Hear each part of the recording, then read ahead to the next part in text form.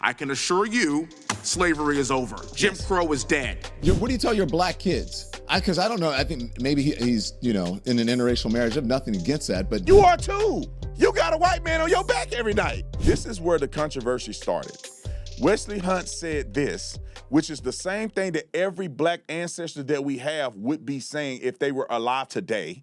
All of the reason was not Martin Luther King, that was a reverend that never did a sermon, that had hookers and prostitutes and doing orgies. I'm not talking about that guy that wanted to push black people into being communists. I'm not talking about him. I'm talking about the other ones that had a mission and vision, who lived through slavery and understand the freedoms that are afforded to them by the United States of America. They would be looking to the future and saying, we should become Wesley. We want to create Wesley Hunts.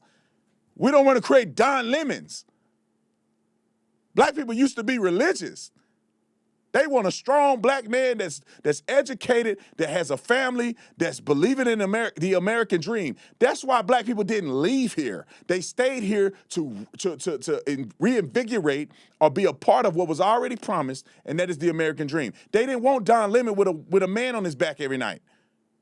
That's not what our founding fathers saw the future of the black man. Let's keep it 100. Come on, Wesley. Play the clip. I'm seeing a lot of talk from my colleagues on the left, too, as we shift toward this reinvigorated talk about Jim Crow and the past of this country. And as someone who is a direct descendant of a slave, as someone whose great-great-grandfather was born on a plantation, I can assure you, slavery is over. Jim Crow is dead. Yes. When I go anywhere, I don't see any white-only signs. Yes. I don't, I promise you. I am a black man that represents a white majority district in Texas. The great-great-grandson of a man born on a plantation stands before you today as a proud conservative Republican from Texas, as a believer and follower in Christ, and as a believer in what this country can be if we allow equality for not just Muslim Americans, not just Buddhist Americans, but also Christian Americans like yourself. Come on, Wesley. Throw the mic down. Take it and break it and throw it down.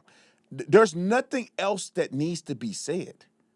As a man of faith, as a proud American, every black person in America should have a conceptualization of what Wesley Hunt said. But instead, these beta, weak, limp wrist weirdos that still want to hold on to the past because they don't have a vision for their own future end up like this. This is what Don Lemon Juice had to say about Wesley Hunt's statement. Roll it. Appearing to have no historic or current knowledge of the state of America and race relations. But he actually thinks he's not like them. You know what I'm saying? The N-words. Yeah. What kind of self-hatred, self-hating person could even think that? What kind of self-hatred and delusion must you have in order to even think something like that? How do you even look in the mirror? How do you sleep at night? What do you tell your kids? What do you tell your kids? What do you tell your black kids? Because I don't know, I think maybe he's, in an interracial marriage. I have nothing against that, but your kids are still black, right? Because you're in an interracial marriage. Hold on, so what do you tell your... Don't you say, Don Lemon, you better shut your freaking mouth. I'll tell you guys about Shinergy. If you're looking for an energy drink that has natural energy, caffeine presented the right way, other vitamins, and all the things that you need to get clean, confident energy and focus, Shinergy is what you need. Also, if you struggle with sleep, you need to get the Shinergy Night. Helps you get to sleep, filled with magnesium, ashwagandha, and a little bit of melatonin, which is 1 milligram, which the reason we do that is because you don't need to have too much melatonin. And then you wake up with a hungover and groggy and all of this stuff. So we did it methodically, professionally, and with intention. Go to shinergylife.com, and get your supplements today. Let me tell y'all, these people so fake, it's crazy. He almost tried to play the interracial relationship thing. He almost tried to do it. You see him? I guess he's in there. You are too. You got a white man on your back every night. Don't you play no interracial. You got a white man humping your back every night. And you want to say something about Wesley Hunt. Shut the front door. How long?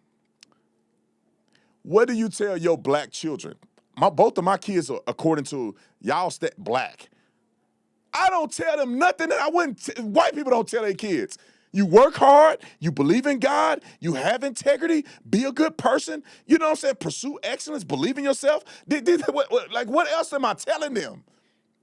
Oh man, I know you see your daddy's doing well and your daddy don't experience racism, and if you're a good person, white people, black people, everybody will work with you. I know your daddy started from here and he became here, and your grandfather don't have no problems. He retired 40-some years. Right? Your grandmother don't have, but you, racism is gonna tear your life up. That's what I'm supposed to tell my kid. My kids look at my life, and I gotta tell them the opposite of what they see. My kids know I got black friends, I got white friends. My kids got black, white friends. One of my oldest son's best friends is a white boy. Nobody cares about that, bro. It don't matter. Let him finish. He got 11 seconds. Lord help me. Kids. How do you deal with your constituents? He says, "Well, I'm in I'm in a majority white district, but maybe that's why he feels that he is not like them, that he's one of." You know what bothers me about this, Don Lemon Juice and them, is that they subconsciously believe they're less than white people. That's what I'm saying. Like, the lowest common denominator of stupidity is some of these ignorant black folks. And so, because I'm saying I'm not like them, I'm somehow thinking I'm white. So that means if I'm not selling drugs, sagging my pants, have a negative outlook on my life, I hate my country that I won't move away from, that all of my ancestors died so I can be in this country, and all of that I'm perceiving. And if I'm a black man and say I don't agree with that, somehow I want to be like the white man who believes in America, who believes in themselves, who believes in equal opportunity, who works hard, who has integrity, who's not sagging their pants and acting a fool every single day and shooting up their community, listening to drill music. Like what are you saying here? Why does the goodness is associated to white people in the mind of a black man? There's a lot of black men that I aspire to be like, that are very smart and entrepreneurial, and they love this country. I don't just see white men when I see excellence. But these dumb Negroes, when they see white men, they see excellent. When they see black men, they think we all the same. Why can't we have diversity in our race? It gets worse. The bald-head heifer, she came on the show to talk even more about stupider stuff than what he just said. Wrote a clip. As smart as I know my ass is, Ketanji Brown is smarter. Smartest person I've ever met in my life. If you smart, I'm smart. That lady is smart on a level I've never seen before. And her 3 roommates were even smarter. These girls were so smart that we were shocked that we'd ever met anybody that intelligent. And Amy Coney Barrett, on the other hand, is a Supreme Court justice just like Ketanji, even though her qualifications are minuscule compared to Ketanji's. Maybe that's the affirmative action we've been getting. White people who are essentially mediocre in scale compared to a black person getting the spot because they wanted a conservative. Maybe the way that J.D. Vance got into Yale is because they were tired of just letting in white men from New York who chose. Time out. We'll get to J.D. Y'all listen to the stupidity. This woman just said Ketanji Brown she was qualified, that's why she got the job, but Amy Coney Barrett was not qualified, and she got the job just because she was conservative. Last time I checked, when Donald Trump nominated Amy Coney Barrett, he never mentioned her race, he never mentioned her gender. When Sister Mama gets picked, Joe Biden said, I'm going to pick a black woman. A black woman, not a black man, not a woman, but a black woman. What does that mean?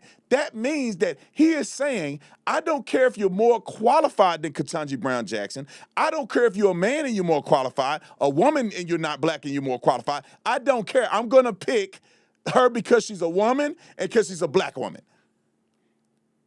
And you telling me that Ketanji Brown Jackson is not DEI hire? There were women that probably was more intelligent than she is. But they didn't get picked because they weren't black.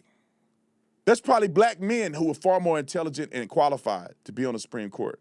But they didn't get picked because they're not a woman. Make up your mind, gangster. Roll the clip. From all the elite schools, and they wanted an Appalachian white. That's how that man got into Yale. I promise you. Same thing with Ron DeSantis from a small town in Florida. They wanted to just get out of the New York, D.C. matrix, Massachusetts matrix, and let somebody into Harvard and Yale who came from a different place. He came from Florida. Baby, that's also affirmative action and DEI. He's not so white. Before y'all start going crazy about DEI just meaning they let black people in just on the basis of being black, think a little more critically.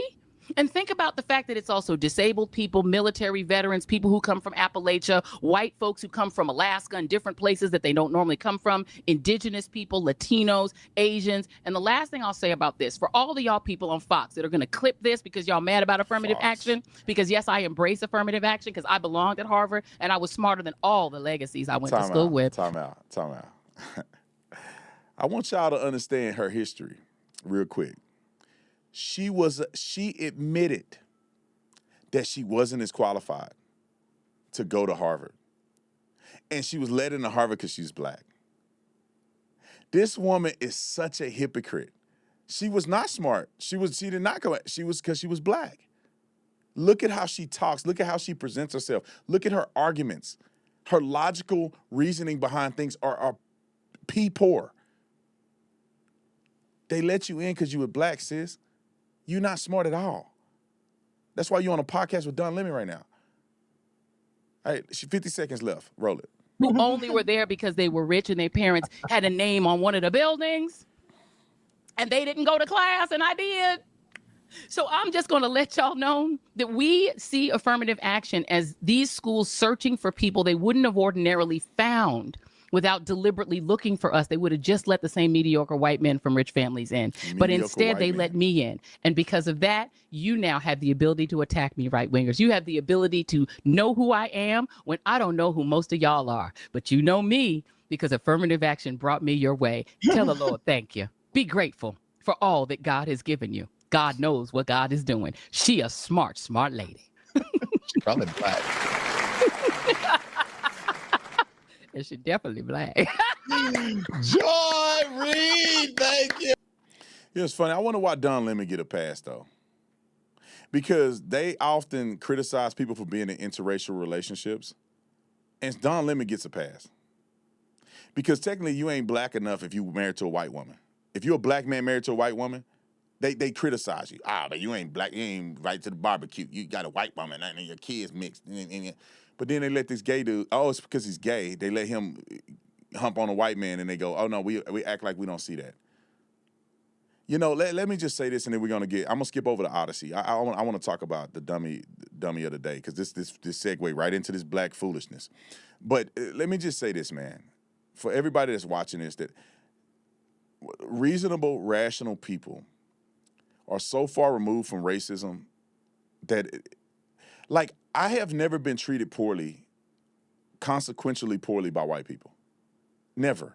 And I'm a black dude with a Southern accent. I don't articulate or enunciate my words appropriately every time. I got tattoos everywhere. And I have not been treated poorly by white people not one time. Whether it's business ventures, whether it's funding, whether it's meetings, White House invites. You would think that I wouldn't have opportunities that other people have. Some of my best friends are white people. Some of my most successful people that I know that have blessed me, given me mentorship and all that, are all white. Where is this problem at? And this is before I ever became political. One of the men that was a prominent mentor in my life, John, before I was anybody. I was a hood dude with gold teeth in my mouth, a young savage on my stomach, playing football, and this man saw something in me that had nothing to do with football. His support and mentor for me while I was playing football was not even about football. So you can't say, he thought you was going to the NBA, NFL, so he was there. No, he actually told me. Pretty much it's what he told me. I'll never forget it. He told me, he said, listen, man, open your mind to the world. I know that you playing football and you think that you know, you make it to the league, you're gonna get paid all this money. He said, let me put this in perspective for you. I get paid more than Tom Brady for the rest of my life. Because he was at the time, he's a CEO of a major multi-billion-dollar company. He's like, I get paid more than Tom Brady for the rest of my life. And unless you like Tom Brady or one of these dudes making that, you're not making crazy money like you think you would. He said the people that fall out of the NFL or go bankrupt, it's like 83% of NFL players go bankrupt. He was like, I want you to put that in perspective. And I never thought about it before because y'all got to understand, and when you grow up as a black kid in America, generally speaking, the richest people that you know are athletes. The richest people that you know are selling drugs. The richest people that you know are like actors and stuff. You don't know hedge fund managers. You don't know people that own multi-billion-dollar companies that are rich because they're entrepreneurs. Like you don't really have access to that world. You don't know people that own yachts. You just know people that play for the sport of the person who owned the company that's employing them. And y'all get what I'm saying? Like when I was growing up, I knew people that play for the Cowboys. I didn't know the owner of the Cowboys. You know what I'm saying? I know somebody that was sponsored by Sony. I don't know the owner of Sony. I knew somebody that had a Nike deal. I don't know the people that own Nike. I know somebody that works for Amazon. I don't know people that own Amazon. And I want young people to understand there is a big difference. Tom Brady make money. He don't make money like Elon. He don't make money like, for instance, it's a couple, and I'm not gonna lie. I gotta not hate on these people. They sold a poppy. I saw them online the other day for $2.5 billion. There ain't an athlete that making more money than them. Maybe Michael Jordan or somebody, but 99.9% of athletes are not making money like that. I've been in the room and I've spoken to guys who are billionaires. They're on another level and they're not playing sports. They're betting on sports, but they're not playing sports. Anyway, I thought I'd just throw that out there for you.